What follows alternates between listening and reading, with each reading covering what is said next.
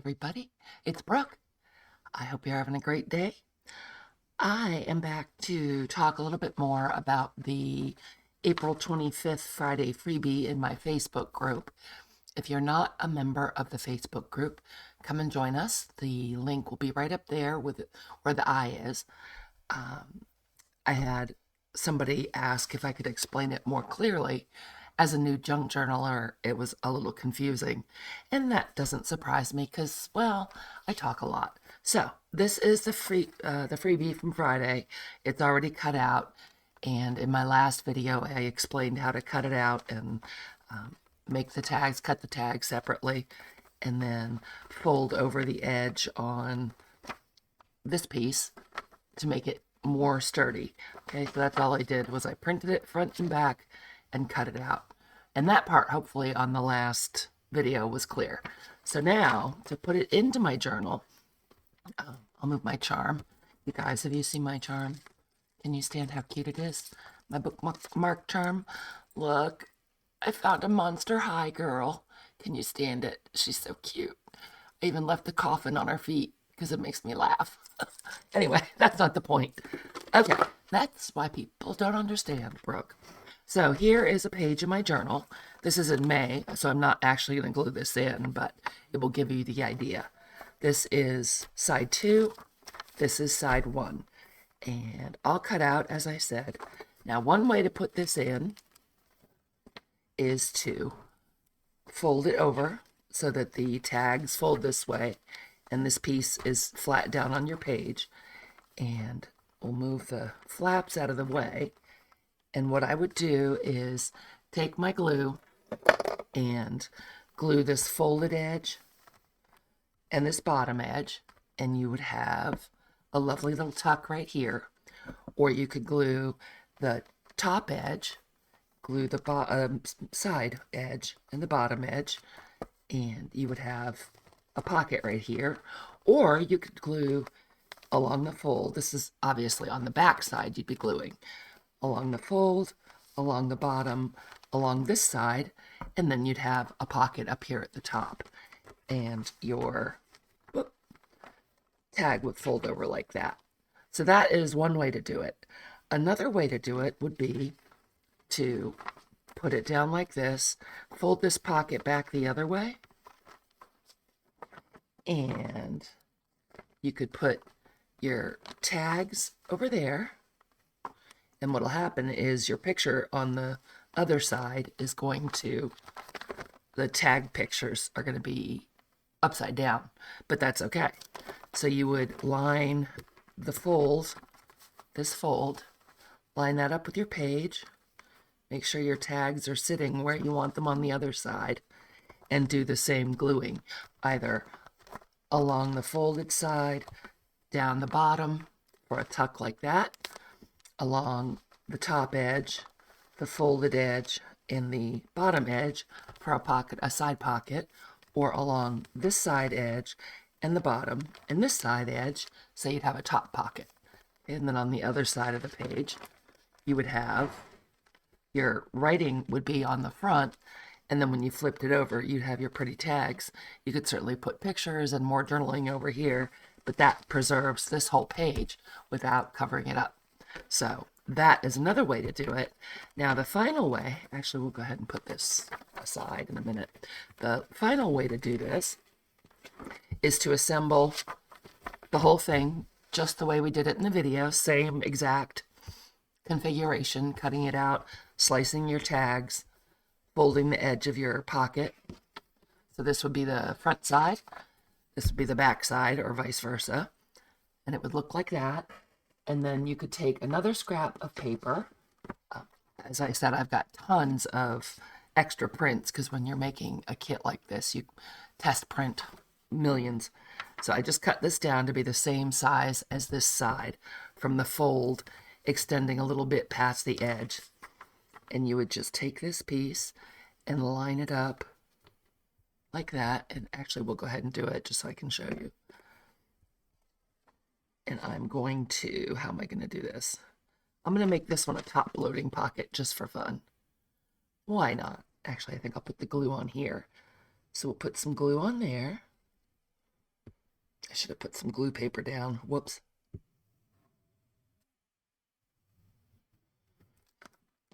You could also at this point make the gussets by folding some of this paper in, but I'm going to skip that step just to try to make it a little easier.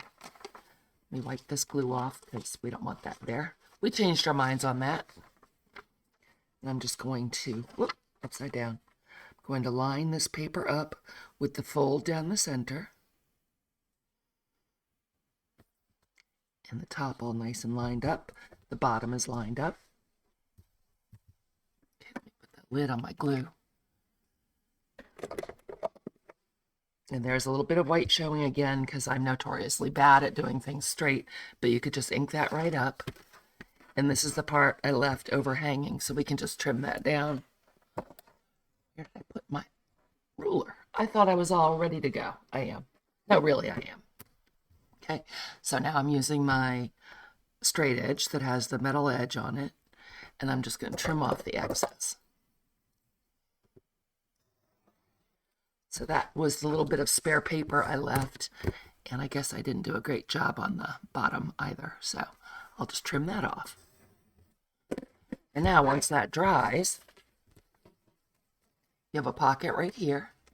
That's I glued it closed. Wouldn't that be like me?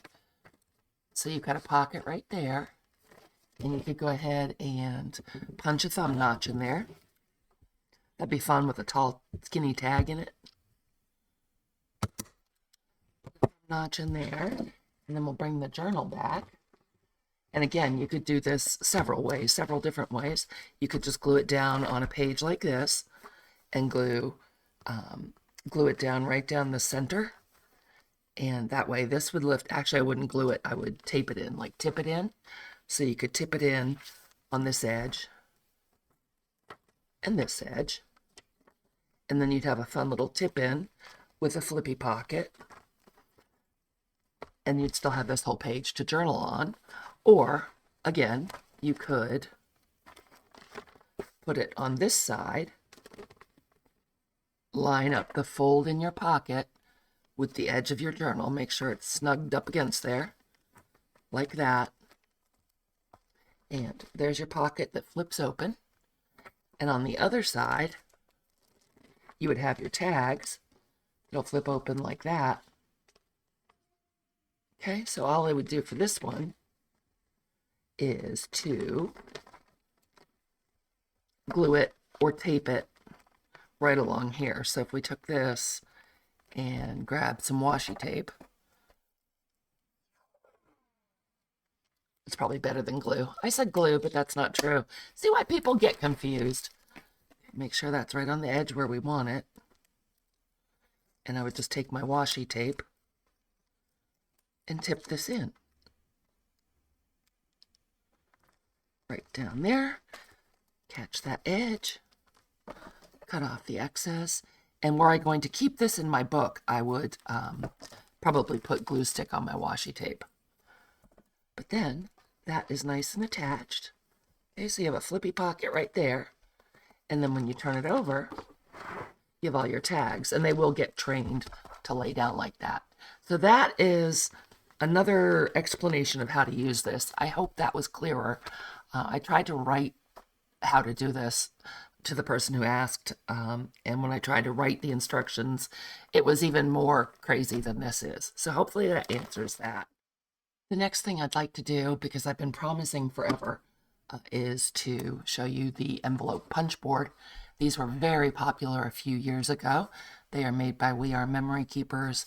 There's the full-size one, and there's also a mini one. This is the full-sized.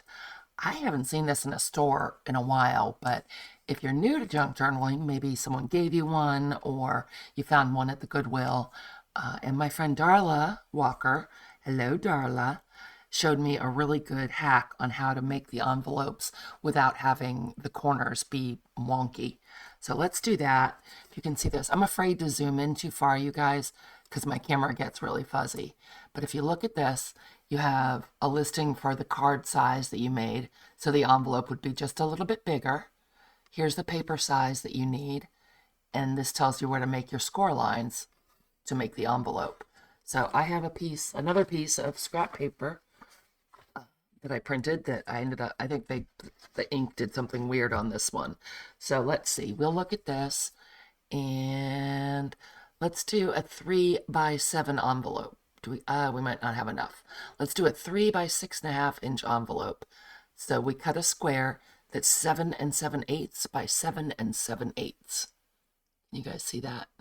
And our score mark is going to be at 2, ooh, that's tiny, 2 3/4. Well, you can see that. Well, we were very rudely interrupted by me trying to zoom in and by mistake turning off the camera. So I went along, I made our whole envelope, and then I went off and had dinner. And yeah, so I'm going to redo it again. No idea what I've already said, no idea what we were doing because it was yesterday. But let's try again, shall we? So I've got another piece of paper that's from our same kit, Spring Has Sprung, printed on the back and the front. And I don't remember what size envelope we were going to make. So I'm going to go for a 3x5. And it's actually for a 3x5 card, which makes the envelope just slightly bigger than that. And the punch board is telling me to cut a square 6 3/4 by 6 3/4. And our score line is going to be at 2 3/4. Now, all the card sizes are on these left-hand columns, so you can make a whole bunch of different envelope sizes, which is really fun. But we're going to stick with the 3x5. So let's cut our paper down to, what did I just say? 6 3/4 by 6 3/4. I'm sorry if you see a weird flashing over here. One of my lights is flickering and it's making me uncomfortable. All right, so let's see, there's 6 3/4, and then we'll turn it. I think I want to cut the top off for no reason, but I do. You got to make a choice. And there's 6 3/4. These are great scraps. We'll save that for a tag, and we'll just put this in the scrap pile for something. We don't know what. And then we have our 6 3/4 inch square. I'm zoomed in now, so I've got to remember to pull stuff down so you can see. Okay, here's our punch board.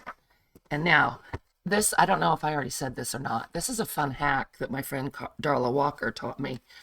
Because if you follow the instructions on the scoreboard about how to make the envelope, it might come out just perfectly. It might not. If you're a tiny bit off, when you go to fold all 4 of your flaps, you end up with funny little ears sometimes where it didn't quite line up. And so your corners aren't perfectly aligned and you get like a little tab. So this prevents that from happening. I'm going to take my square and I'm going to line it up so that this left-hand edge is on the 2 3/4 mark right up here on this ruler. Okay, I'm going to take my bone folder, and you can score first or punch first, whatever makes you happy. There's a little gully right here, and you're just going to follow that with your bone folder. Not too hard. Don't want to tear the paper.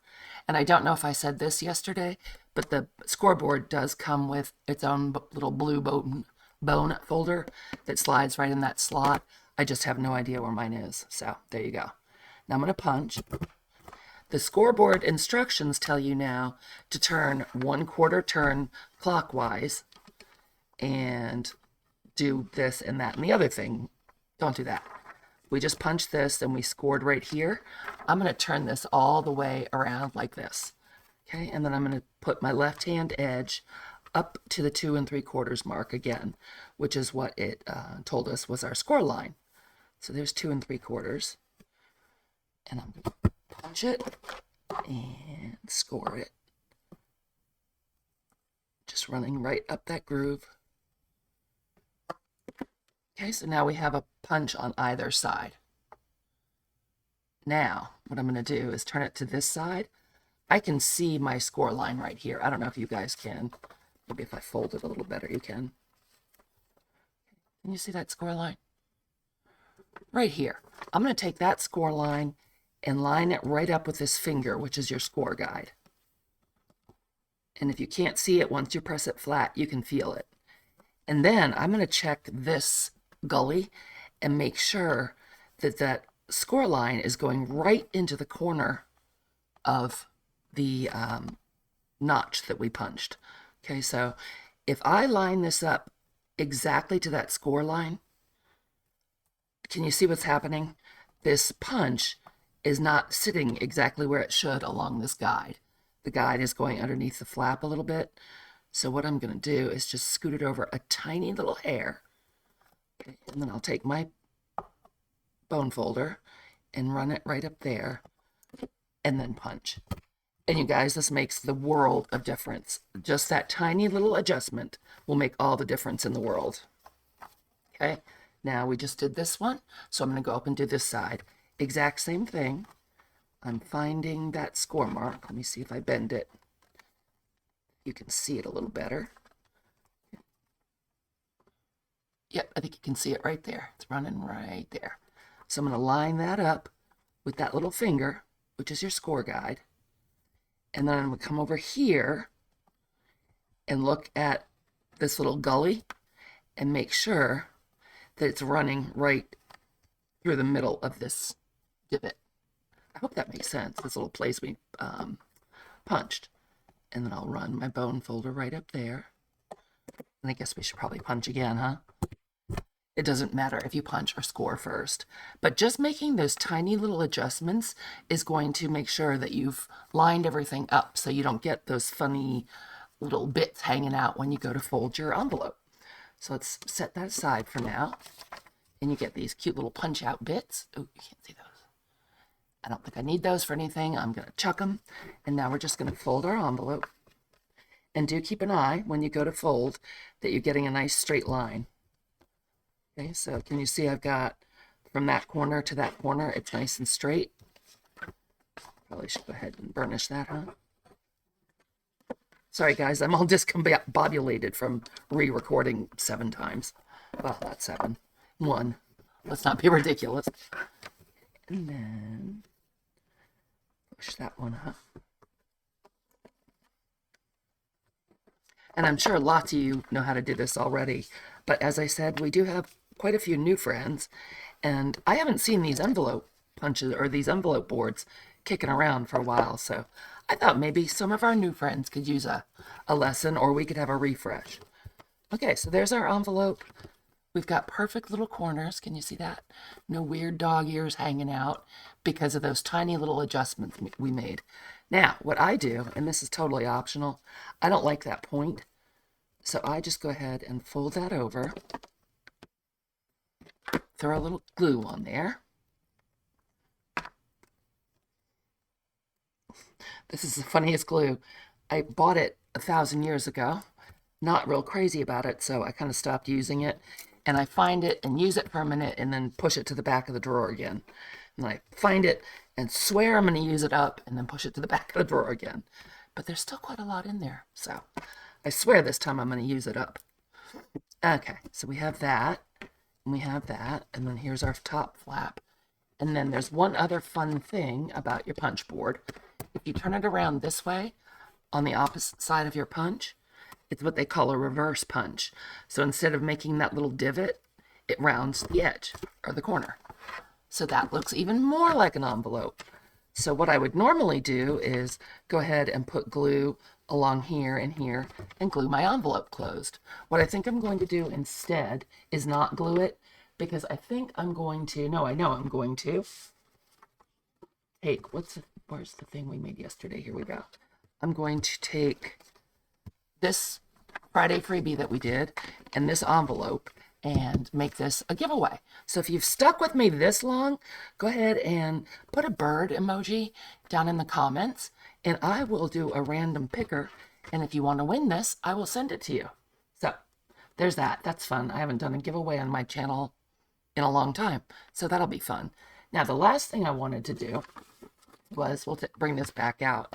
This is something else I had been promising to talk about, and I just haven't, and that is the Big Bite. This is a We Are Memory Keepers Big Bite. Oh, I should probably zoom back out, but I don't want to wreck the camera again. Okay, this one does it all, and it's a long reach. So with this piece here, okay, that scoots all the way back. Let me see if I can. Oopsie. So there is a ruler along the bottom, and this guide slides along there so you can determine how far into your paper you want to go, and you can regulate it with that. But it does go all the way to 6 inches. So if you have a 12 by 12 piece of paper, you can go in one side and then you can go in the other side 6 inches both ways, which means you can put an eyelet or a grommet or whatever you want to do, just a hole punch, all the way across any place on your 12 by 12. So that's kind of cool. So that is what that little sliding bit is. Now, if you look at the top, there is a little guide that slides like that. I don't know if you can see this. Okay. It's shiny, I know. So there's a symbol right there, and that is for setting. And then if you slide it back this way, there's I'm trying to tilt it so it's not getting all glared. That says 3/16, and that says 1/8. Okay, so that's for punching your holes. And the sizes are determined by your eyelet size. I have this little tiny thing that's 1,000 years old, and I generally use 3/16 grommets. They're a little bit bigger, or eyelets rather. They're a little bit bigger, so I find them easier. And I put them in this container, and on the bottom, I wrote 3/16. I don't know if you can see that. And then I wrote A/1. That's the setting that you want your Big Bite on to do a 3/16 punch. And in case I ever forgot what it was, it's written right there on my container. So that's that. So let's go ahead and grab one of these. I'll just put it right there. Now what I'm going to do is punch holes in our tags. I'm going to set grommets in this. We got a little spare piece of paper. Let's get that off. Okay, so our tag is 1, 2.5. So we want our hole to be at 1 1/4. Let's see if that looks right. That looks about right. Let's measure all 3 tags. That's not straight, Brooke. We'll make our marks for all of our holes. Try to, anyway. Okay, so let's see. 1 and... Did I say 1/4? That looks like half. And then 1 1/4. That looks like half as well. Okay, so I've got a little pencil dot. Let's see if I can see it when we go to punch. And now this is where our little slide down here comes in handy, because that will make sure that we get our holes in the same spot on each tag. So I'm going to take the tag, see if I can do this sideways so you can see what I'm doing. I'm going to take that and slide it in there. And can you see how far that tag went in? I don't want my hole nearly that far in. So I'm going to go ahead and slide this up a little bit more. Let's see where that one falls. All these little pieces of confetti falling out. Get in there. Okay. That one is still way too far in. Okay. Let's try one more time. That is pretty much as close as we can get. Okay, so I've got that scooted all the way in. Just want to eyeball it. Still see if I can do this sideways for you. Okay, so I have our guide all the way to as far left as it can go. I've moved this little slide over to 3/16 of an inch. Now, what'll happen is we have now triggered the punch. So can you see that little arm go down? If I slide it over one more, that's 1/8. That's a smaller hole. Okay, so let's go ahead and put that on 3/16. I don't know if I can punch it so you guys can see me punching it, but let's see. I'm going to slide the tag all the way into our guide. Try to find our darn hole, or our darn dot. Oh, there's our dot. And punch. Okay, we'll do that on all 3. So I'm sliding it in. I'm finding our dot. You can kind of depress the handle a little bit to see exactly where the punch is going to be without pushing all the way down. That way you kind of have an idea where it's going to land pretty close to the center. And then we'll do this last one. Much easier to see that dot because this paper is lighter.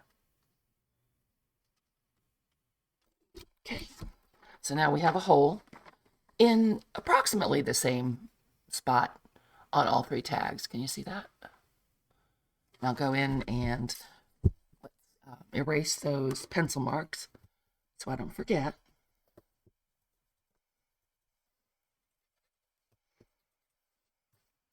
Okay, so now we have our 3/16 inch grommet. It's not a grommet, it's an eyelet.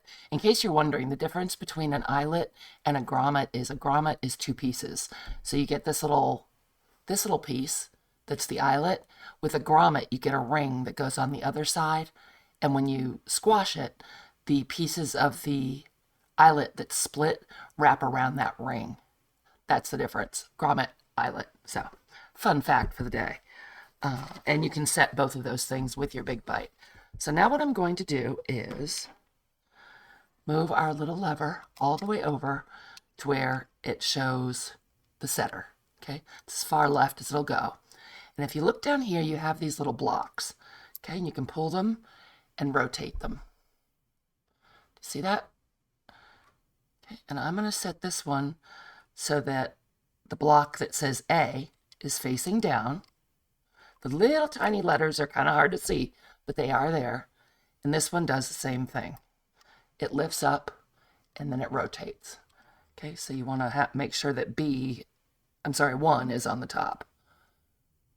And that is your setting for, I think I'll have to put it down to get that snapped back in place.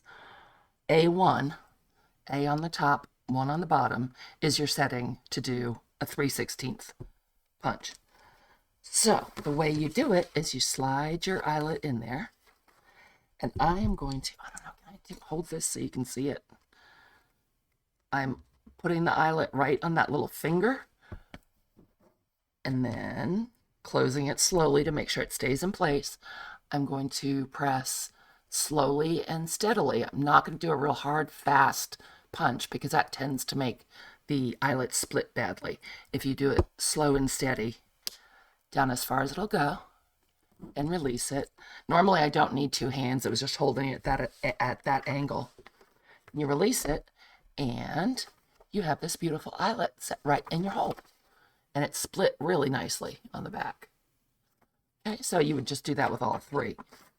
Then, if you wanted to do a 1/8 hole, you would set your top block for C and your bottom block for 3. C and 3. And that would be the smaller pieces to do a 1/8 inch eyelet. Okay, and that time my phone rang. I can't seem to get through this video. This is the last thing I'm going to say about the Big Bite. You can also set snaps with it. So if you find, I guess it's this one. I cannot see what that number is. I think this might be D.